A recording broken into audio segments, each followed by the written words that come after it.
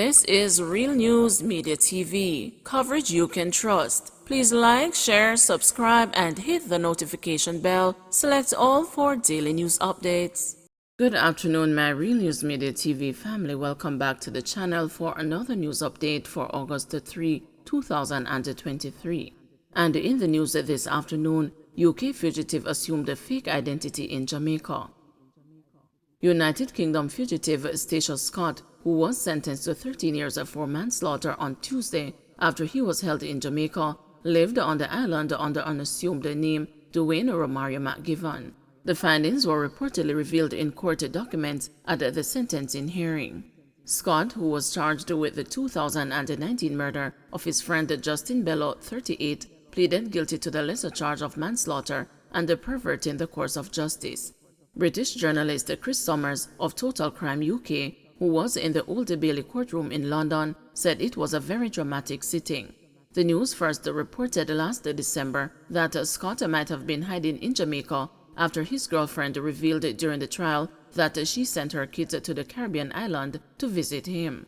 Scott fled the UK 4 days after the November 23 killing, flying from Gatwick to Jamaica after obtaining an emergency passport, according to court documents. He was held in the island in January and extradited to the UK. A news source who was watching the court proceedings said prosecutor William Emlyn Jones KC noted that they had taken a difficult decision to accept his plea and drop the murder charge. Bello, 38, was reportedly killed at Scott's flat in Stockwell, South London, and his body dumped in a waste bin area in Wembley. It was found by refuse collectors some 48 hours later. One of the garbage collectors reportedly made the grim discovery when he saw a black suitcase on the ground with a fetus sticking out of it. The news understands that Scott purchased his fake identity papers in Jamaica. However, the form of identity has not been ascertained. Summers told the news that Bello's sister, Louisa, shouted at Scott during her victim impact statement. "You could cut the atmosphere with a knife," as Scott sat in the dock and Louisa Bello entered the witness box, he said in an article on Total Crime UK website. She detailed how her family suffered to get a closure, while Scott bought a new life in Jamaica. 4 years you lived on a sun-drenched island, living your best life and laughing at the British justice system, an excerpt from Total Crime UK's report said. Scott's co-defendant Cornell Burrell was acquitted of murder and perverting the course of justice in December 2022 following a trial.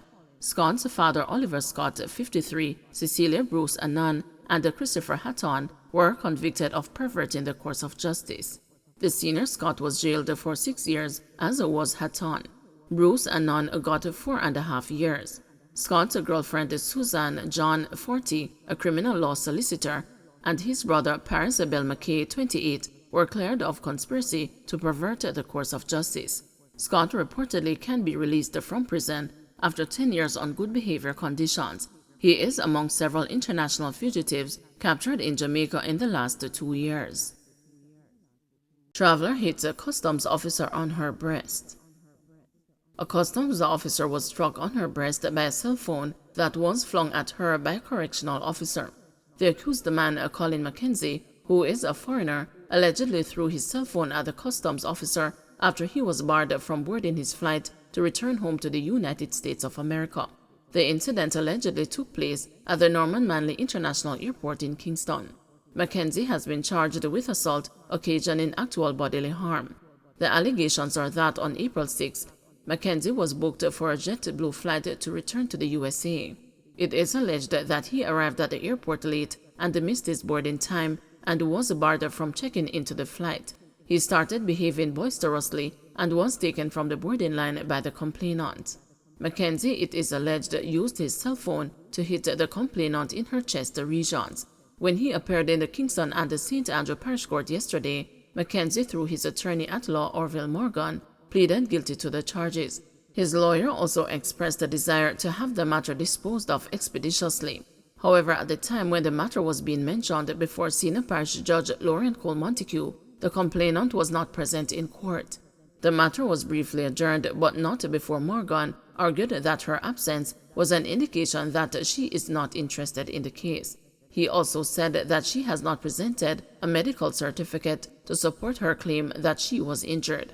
The complainant arrived sometime after and told the judge that she had been feeling discomfort in the area where she received the injuries. She requested to be paid $250,000 as compensation.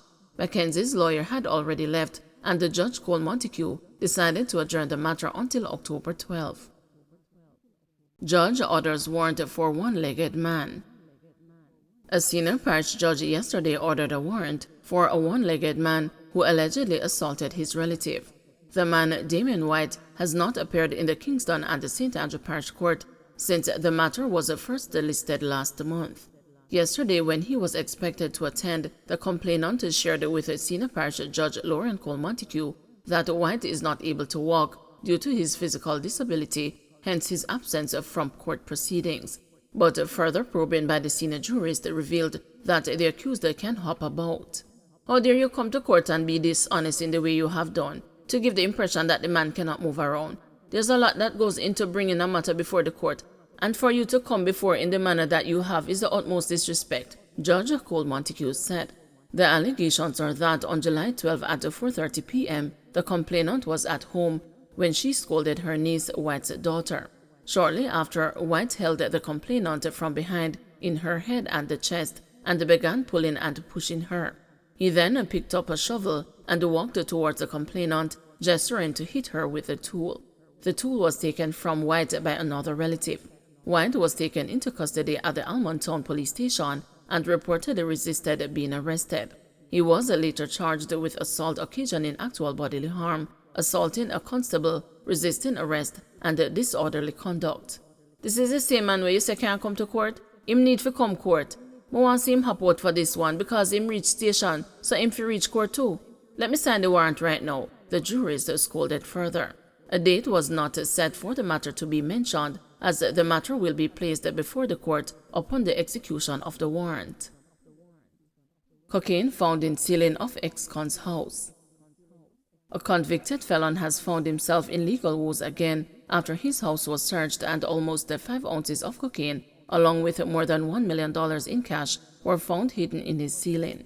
The accused, Alan Jacobs, is charged on an indictment for possession of and dealing in cocaine before the Kingston and the St. Andrew Parish Court. It is alleged that on May 23, a special operation was carried out at the premises occupied by Jacobs. The search resulted in the seizure of a clear bag with individual parcels of cocaine inside that weighed 4.57 ounces, and a bag found to contain cash totaling $1,058,300 and US $65, approximately Jamaican $10,000. When cautioned, Jacobs is alleged to have said, "Also me a hustle, a cocaine me sell." But during a bail application on Wednesday, Jacobs' attorney submitted that her client denies the allegations and denies making the caution statement. What a creative officer they have at the JCF to come up with this statement, Senior Parish Judge Lauren Cole Montague said. But what peeved the jurist was Jacobs' dishonesty about his previous convictions. He stated that he had none, but the investigator refuted his claims by indicating that Jacobs had previous convictions. It was then that the accused man decided to come clean and confessed that he was sentenced 7 years ago for possession of cocaine and was sentenced to counseling with the Drug Treatment Court. But even with his courtroom confession, the judge was not convinced and ordered that his antecedents be available for the next occasion. Jacobs was remanded in custody until September 4.